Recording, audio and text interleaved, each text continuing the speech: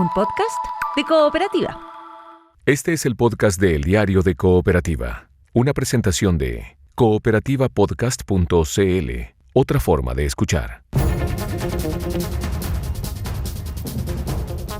Mesa de reporteros y reporteras, la primera de la mañana, y lo anunciado, ya está con nosotros para conversar esta mañana en el estudio de la Radio Cooperativa el ministro de la Secretaría General de la Presidencia, el militante de RN, José García Ruminó. Yo le decía al principio, va a ser difícil decirle ministro, porque no está tan acostumbrado a tratarlo de senador. ¿Cómo está, ministro? Buen día. Muchas gracias, Rodrigo. Gracias por venir. Verónica, muchísimas gracias por esta invitación y saludar con mucho cariño a todas las auditoras y auditores de Radio Cooperativa. Muchas gracias por estar aquí con nosotros, ministro. Si le decimos senador entre medio, no se preocupe. No se por preocupe. aludido igual. Anoche el presidente Kast confirmó que estudia indultar a militares y a carabineros condenados por hechos del estallido social. Dijo que se va a revisar eso caso a caso. ¿Usted fue partidario, ministro, de abrir ese debate en la primera semana de gobierno? Yo creo que el presidente siempre ha tenido la inquietud y siempre hemos considerado de que hay personas que están condenadas por situaciones en que salieron a defender a la ciudadanía, salieron a evitar males mayores, salieron a proteger a la ciudadanía. Y por lo tanto, yo creo que ese tipo de cumplir lo que en algún minuto se pensó, lo que en algún minuto se ofreció, a mí me parece muy, muy pertinente. Usted es el que lleva la relación en el Congreso con la oposición, ¿no? ¿No teme que la discusión por el tema de los indultos, que no pasa por el Congreso, lo tenemos todo claro, tensione esa relación que usted tiene que llevar con la oposición en el Parlamento y el debate del proyecto de conmutación de penas?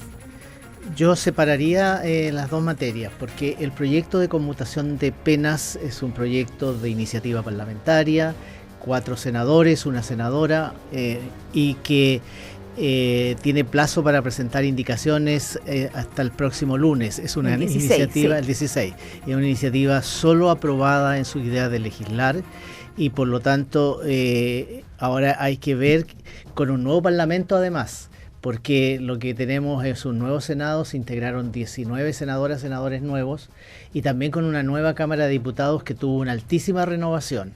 Entonces, además ya se han presentado indicaciones acotando mucho la posibilidad de que cumplan pena en sus domicilios. Tienen que ser personas mayores, tienen que ser personas con graves problemas de salud, con salud irrecuperable, y que por lo tanto van a permitir también darle a Gendarmería una suerte de respiro, porque hoy día tenemos una sobrepoblación penal muy, muy importante.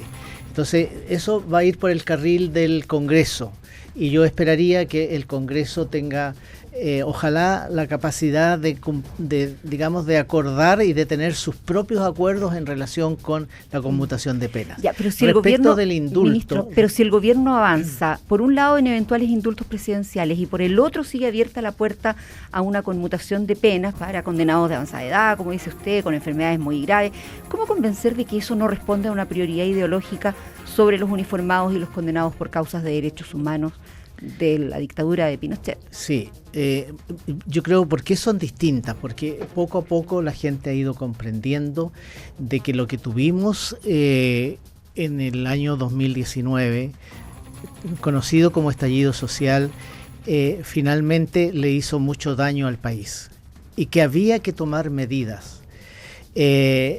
Medidas de fuerza, había que sacar los militares a la calle, había que sacar, por supuesto, los carabineros, la policía de investigaciones, y que frente a ese tipo de situaciones lo que debemos hacer, y yo en eso tengo absoluta convicción, es respaldar a nuestros carabineros, respaldar a nuestras policías, respaldar a nuestras Fuerzas Armadas, porque lo que vivimos, la ola de violencia que tuvimos, no queremos que se repita nunca más, y tampoco podemos enviar a nuestras Fuerzas Armadas y a nuestros carabineros y a nuestra Policía de Investigaciones a proteger a la población sin los resguardos jurídicos necesarios para que puedan cumplir su papel íntegramente. Ministro. Una cosa distinta es, creo yo, la situación de los detenidos en Punta Peuco y en otras cárceles del país. Ya, y eso tiene el marco de la conmutación de penas que ya conversaba con Sí. Verónica. Déjeme, solo una cosa me queda del tema de indultos, o eventuales indultos, o lo que se está estudiando. ¿Entra o podría entrar ahí también el carabinero condenado por el caso Campillay? Se lo pregunto porque ella no estaba protagonizando ningún hecho de violencia. Yo creo que el presidente lo que dijo es que va a analizar caso a caso. Y por lo tanto, yo obviamente que hago plena fe de que así va a ser y que se van a considerar se esas van a cosas. considerar, claro, se van a considerar todas esas situaciones. Así que un presidente en general, creo yo, ¿no? Cuando indulta, bueno, tiene que tener a la vista todos los antecedentes. Así que yo creo que es una materia exclusiva del presidente de la República y tenemos que esperar finalmente lo que él resuelva. Estamos con el ministro secretario general de la Presidencia, José García Rumino. ¿Cuáles van a ser sus prioridades? Tiene, me imagino, ya pensado una batería de proyectos. Ayer hablábamos con la nueva presidenta del Senado y ella espera que en esas prioridades esté la sala cuna. ¿Va a estar la sala cuna universal? Yo espero que sí, Rodrigo. ¿Qué nos ocurre con Sala Cuna? Es un proyecto que yo como senador seguí por mucho tiempo, por muchos años, porque integraba la Comisión de Educación inicialmente y después me tocó verlo en la Comisión de Trabajo. Y lleva tantos años que uno se pregunta cómo no son capaces de sacarlo adelante. Es que no es un problema de sacar el proyecto adelante, es por falta de voluntad o por falta de ánimo o por haberle causado un daño al presidente Boric para que no luciera un logro legislativo. ¿Qué nos pasó con Sala Cuna? Primero, es un proyecto que fue mutando. Es un proyecto además que presentó el presidente Sebastián Piñera. En segundo lugar, fuimos acercando bastante las posiciones con el ministro Bocardo, con la ministra Orellana de la Mujer, pero al final, en las últimas semanas, nos surgieron muchas dudas sobre el financiamiento del proyecto. Ese es un proyecto que tiene un costo fiscal importante cuando no tenemos plata fiscales. Y en segundo lugar, porque estamos creando un fondo especial de Sala Cuna. Ese fondo, dice el informe financiero, que más o menos va a pagar un promedio de 365.000 pesos mensuales por el servicio de Sala Cuna. Entonces pedimos nosotros a ver cuáles son los valores de Sala Cuna. Y el promedio, no hay ninguna región que tenga un promedio de 365.000 pesos, tan solo todo sobre 420.000 pesos. Ya, le entiendo entonces que salvando esa cuestión, El tema financiero. aclarándolo, esto debiera ver la luz pronto.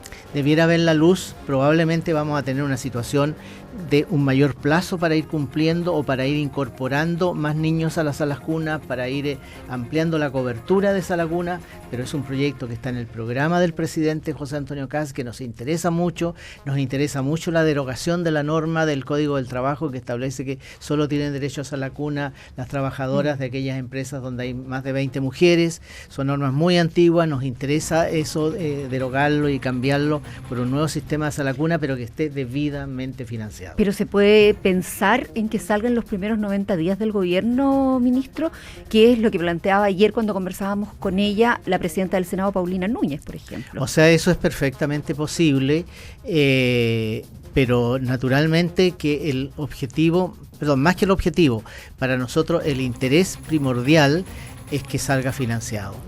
O sea, a ver, yo esto lo digo porque integré muchos años la Comisión de Hacienda también del Senado, ¿no? Y estamos con una serie de proyectos, de leyes que están claramente desfinanciadas. Por ejemplo, la ley TEA, que fue un gran acontecimiento legislativo, pero que no ha significado para las familias con niños TEA un avance verdadero, un avance importante. ¿No era esa la evaluación que hizo el presidente Boric antenoche? Sí, no, antenoche. yo lo escuché, pero su nosotros última escuchamos a las familias cadena en nuestras nacional. regiones. Entonces las familias van por el diagnóstico y no hay los especialistas, o son pero son completamente insuficientes para tener los diagnósticos a tiempo. Después un problema aparte con los tratamientos. Psiquiatras infantil prácticamente no hay en nuestro país. Entonces esto tiene que ir de la mano de la formación de profesionales que nos permitan cumplir. Y entonces lo mismo nos ocurre, lo que nos ocurrió con el reajuste del sector público, 1.600 millones de dólares. Y claramente, y el propio Ejecutivo que terminó su labor el día 11, reconoció que tenía un déficit de 800 millones de dólares. Entonces nos preocupa mucho lo que pasó con la ley de presupuesto. Hace 4 o 5 días atrás se publicó en un medio un informe del Comité Evaluador de los Servicios Locales de Educación Pública y dice que faltan 250.000 millones de pesos, aproximadamente 250 millones de dólares, para pagar los sueldos de los profesores y de los asistentes de la educación. Bueno, y ahí sobre la mesa está también el Consejo Fiscal Autónomo que evidente, último informe generó muchísimo ruido. Ya, pero despejado eso, déjeme llevarlo precisamente a las lucas, porque ustedes proponen una rebaja del impuesto corporativo. Eso entiendo se va a anunciar en el mes de abril. ¿Cómo conversa la falta de recursos con la rebaja de impuestos? Conversa porque junto con esa rebaja de impuestos el ministro de Hacienda va a hacer una serie de otros anuncios para permitir que la economía tenga más dinamismo, para permitir que la economía crezca más. Nosotros esperamos terminar el gobierno con crecimiento en torno al 4% sobre el Producto Interno Bruto. Y esa diferencia entre el 2 que estamos creciendo hoy día y el 4 nos genera los ingresos suficientes como para compensar y mucho más que compensar lo que va a significar la rebaja del impuesto de primera categoría. ¿Cuál va a ser su estrategia ahí con el Congreso? ¿Tiene los votos? A ver, se lo pregunto por lo que pasó en la Cámara. ¿Se va a pilquinear en buen chileno o se va a lograr o a tratar de lograr un acuerdo un poquito más sólido, más amplio? Vamos a buscar un acuerdo más sólido, más amplio, porque lo que va a anunciar en los próximos días el ministro de Hacienda es un paquete económico, es un conjunto de medidas económicas que permiten reactivar la economía, crear más y mejores empleos y buscar el equilibrio de las cuentas fiscales. ¿Esto no va a ser ajuste para el Estado y alivio para la inversión o para los privados, ministro? Nosotros confiamos mucho en la capacidad del sector privado para generar inversiones. Si no aumentamos la inversión, vamos a seguir marcando el paso. Por lo tanto, yo no hablaría de un alivio para el sector privado, yo diría incentivos para que podamos crecer a tasas más altas y crear más empleo y de paso también recaudar más impuestos, no subiendo las tasas de impuestos. De hecho, estamos proponiendo bajar la tasa de primera categoría, sino que recaudando más por efecto de una economía mucho más dinámica. Ministro, hablemos de 40 horas. Usted ha sido enfático en que no va a haber retroceso en la ley, lo decía también anoche en las entrevistas del presidente Kast, pero también han dicho que la ley se va a corregir y que hay que revisar cómo se computa la jornada, ¿no? A poco más de un mes del 26 de abril, cuando tiene que bajar de 44 a 42 horas, ¿qué se quiere corregir exactamente y cómo se va a hacer? Los detalles los está analizando el ministro del Trabajo, que es lo que corresponde. Él va a finalmente entregar, por así decirlo, el veredicto o las conclusiones de ese trabajo de revisión. Lo que se ha producido es que ha habido dictámenes de la Dirección del Trabajo interpretando la ley dentro de su facultad. Y esos dictámenes han originado diferencias entre empleadores y trabajadores, sobre todo cuando no se produce la rebaja de común acuerdo entre empleadores y trabajadores. ¿Pero qué va a significar eso? ¿Que en abril eventualmente va a haber trabajadores que no van a quedar adscritos a las 42 horas? Es que eso requeriría ley. Y yo entiendo que lo que básicamente se va a corregir son dictámenes de la Dirección del Trabajo para tener mayor claridad sobre cómo se contabilizan en este caso las rebajas. Y algo muy importante, lo decía anoche la presidenta de la Confederación de la Producción y del Comercio, que también haya más flexibilidad, de tal manera de facilitar más este acuerdo entre trabajadores y empleadores. Ese es para nosotros el ideal. Pero, y también de esa manera que se cumpla mejor la rebaja de horas y el objetivo final de llegar a las 40 horas. Ministro García Ruinot, pero yo entiendo que la ley 21.755 en su artículo 24 ya interpretó la ley y cómo se rebaja. Y la Dirección del Trabajo solo aplica esa ley. Sí, pero ha habido también interpretaciones de la Dirección del Trabajo, que es lo que yo entiendo que el ministro de Trabajo está revisando. Que se pueda revisar respecto al minutaje, por ejemplo. Por ejemplo. Porque, ¿esa es la idea? Sí, porque yo también siento que de alguna manera está resultando un poco complejo cómo se computan los minutos, cómo se computan las horas, y aquí lo que buscamos es certidumbre jurídica y buscamos también que todos tengan la facilidad de conocer cómo se calculan y esto no signifique una diferencia o peor aún un conflicto entre trabajadores y empresarios. Ahora usted comprende que eso fue logro, así lo presentó el gobierno pasado de la administración Boric, y que eso le puede generar cierta hostilidad en el Parlamento, digamos. Ya Carol Cariola, por ejemplo, hoy senador, ha dicho esto es comenzar de mala manera. No, mire, yo recuerdo haber votado a favor la rebaja a 40 horas. Fue muy, muy importante la intervención del senador Rodrigo Galilea en la rebaja de la jornada laboral. Muy importante. Pero no puede quedar la sensación ahí de que se están saltando al Congreso revisándolo desde la Dirección del Trabajo. No, porque ya hay proporcionalidad a una hora según la misma ley que le mencionaba, la 21.755. Sí, pero ahora ha originado dificultades, entonces lo que queremos simplemente es dar certeza jurídica. Perdón, para evitar para cerrarlo, el 26 de abril, ¿todos los trabajadores con contrato van a tener 42 horas laborales no más? Esa es la idea, pero como digo, es una materia que en lo específico tiene que resolver el ministro del Trabajo, tiene que proponer el ministro del Trabajo. Pero perdón, ¿podría haber cambio en la gradualidad también? Es que si hay cambio en la gradualidad requeriría ley, y yo entiendo que aquí lo más importante es corregir dictámenes de la Dirección del Trabajo que han sido... que han generado disputas, han generado conflictos, han generado falta de entendimiento. Ya, a propósito de lo que requiere ley, ¿de qué se trata no sé si llamarlo acuerdo o no, firmado con los Estados Unidos respecto de minerales críticos y tierras raras? Porque en caso de llamarlo acuerdo propiamente tal, me da la impresión de que eso también tiene que pasar por el Congreso. Claro, si es un acuerdo internacional tendría que pasar por el Congreso. No conozco los detalles, vi el anuncio del presidente. Pero es una declaración de interés, un principio sí, de... yo creo, ¿qué es lo que es? Yo creo que es eso. ¿No lo informaron? No tengo, han sido días bien agitados estos, ¿no? Pero no tengo los detalles, no los conozco, pero yo creo que apuntan precisamente a que podamos... se habla mucho de que nosotros podamos incorporar más tecnología, que es algo absolutamente deseado para nuestro desarrollo económico. Y estos minerales son clave. Y estos minerales son muy importantes en el mundo.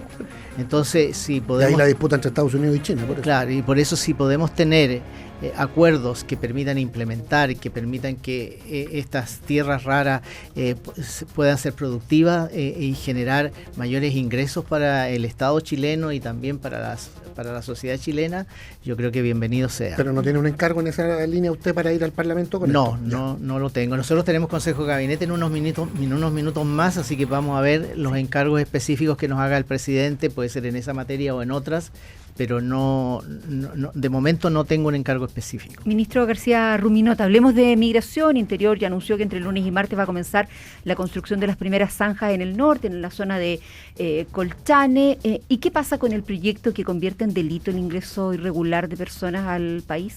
Tenemos un proyecto de iniciativa parlamentaria, un proyecto que ya está aprobado por la Cámara de Diputados. Vamos a ver si le colocamos urgencia a ese proyecto, pero porque otra cosa que podría hacer el Ejecutivo es presentar un nuevo proyecto. Aparentemente no tendría mucho sentido si ya tenemos un proyecto que cumplió todo el primer trámite. Así que es parte de las materias que vamos a resolver para saber si le ponemos urgencia a partir de la próxima semana. ¿Y el castigo ahí, si se convierte en delito, multa, expulsión, eventualmente cárcel o en ningún caso? O sea, yo creo que hay que considerar todas las hipótesis, porque dependiendo cómo se produce el ingreso irregular, yo lo voy a llamar así por el momento, ¿no? Depende de cómo se produzca el ingreso irregular, puede depender también las veces la reiteración que pueda tener, eso también significa que las sanciones pueden ser completamente distintas. ¿La existencia de hijos chilenos? Todas esas materias tienen que ser consideradas, la existencia de hijos chilenos, cómo se llega a la frontera, con qué engaños se llega a la frontera, cómo se ingresa o cómo se rompe, los controles fronterizos, todo eso va a tener que estar presente en la ley para que se pueda resolver también con un sentido de justicia. Ya, o sea, usted señala que es interés del gobierno avanzar en esta materia y que se va a trabajar para eso. Queda claro ese punto. Pero ¿esto significa redadas tipo ICE en los Estados Unidos o sin un control policial por un determinado delito o control rutinario aparece un migrante irregular, se hace, no sé, la multa, la pena o el proceso adecuado? ¿Cuál va a ser la lógica? No, pero tienen que ser los tribunales. No, por supuesto, pero cuando el policía detenga a esta persona que eventualmente está en algo indebido, digamos. Sí. No es que vayan a salir a... No, y tiene que hacerse la denuncia ante un tribunal y el juez será el que determine. No es una cosa de que se actúe sin un debido proceso. Ministro García Ruminot, ¿cuál va a ser su prueba de fuego en los primeros 90 días? ¿Sacar adelante esa lacuna, ordenar la discusión de las 40 horas, evitar indultos y conmutación que dinamiten la relación con la oposición? Bueno, varias de ellas. Todos los temas que hemos hablado en este rato. Todos los temas que hemos hablado, pero por ejemplo en el caso de 40 horas es más bien una materia propia del ministro del Trabajo. Naturalmente que si nos piden alguna ayuda, algún apoyo, lo tenemos que dar como ministro encargado, ministerio encargado de las relaciones con el Congreso. Yo, precisamente por... Prueba de fuego, le pregunto. Sí, yo creo que para mí lo más importante son tres cosas que son las que definió siempre el presidente José Antonio Kast. Primero, los temas de seguridad. Tenemos algunos proyectos pendientes todavía, pocos, pero importantes. RUF, por ejemplo. Sin duda que el paquete económico que va a anunciar el ministro Quirós, de todas maneras eso va a ser algo muy, muy significativo, porque lo que va a buscar el ministro Quirós es reformas estructurales, algo que nos permita tener una tasa de crecimiento mucho más alta. Y eso no se hace con medidas parches, se hace con medidas que van al fondo. Y por lo tanto vamos a tener que explicarlo muy bien, vamos a tener que convencer a los parlamentarios en la Cámara y en el Senado. Y yo creo que esa va a ser la gran prueba de fuego. Si el país, ¿la tercera? Los temas de que a lo mejor no necesariamente van a requerir ley, ¿no? Pero el presidente Kast está empeñado, y la ministra de Salud también, muy muy empeñado en que resolvamos prontamente, por ejemplo, listas de espera, particularmente en cáncer que afecte a mujeres. ¿Pero eso pasa por el Congreso también? No, es que no necesariamente, salvo que haya que hacer una reasignación presupuestaria que requerir acuerdo del Congreso, en fin. Pero eso, por ejemplo, es un programa en que el presidente José Antonio Kast y la ministra de Salud tienen enorme interés de que cuanto antes nos pongamos a esa tarea, cuanto mejor.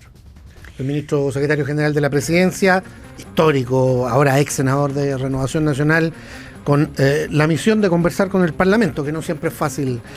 José García Ruminot, muchas gracias por venir. Gracias a ustedes, muy gentiles. Muchas muy gracias, amables. ministro. Muy buenos días. Buen día. Muy buenos días.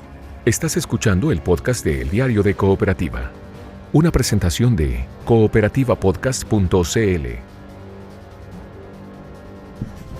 En desarrollo, primer consejo de gabinete del presidente Kast, que evalúa indultos a uniformados condenados por casos del estallido social.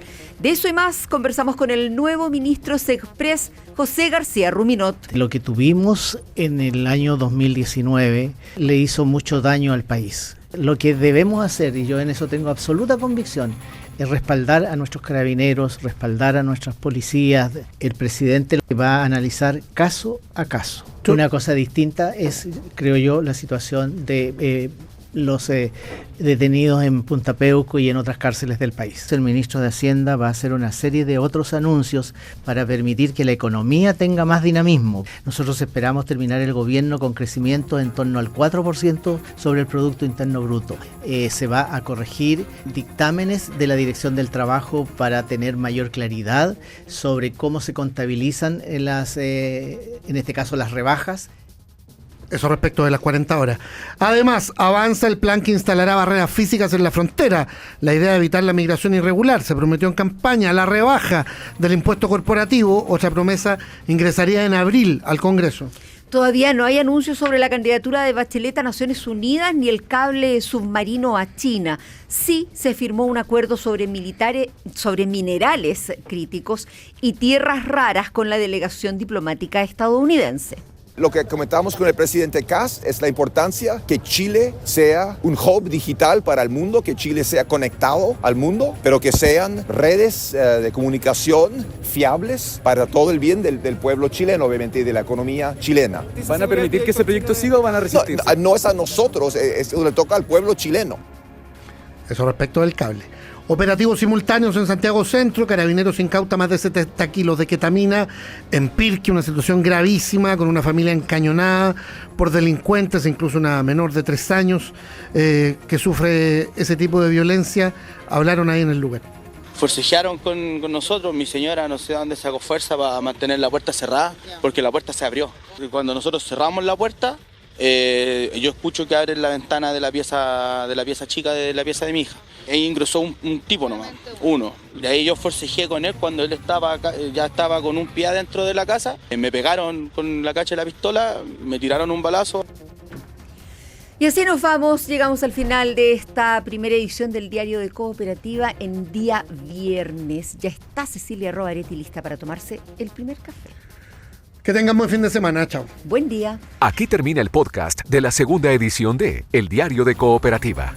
Encuéntralo de lunes a viernes en cooperativapodcast.cl o en tu plataforma de audio favorita.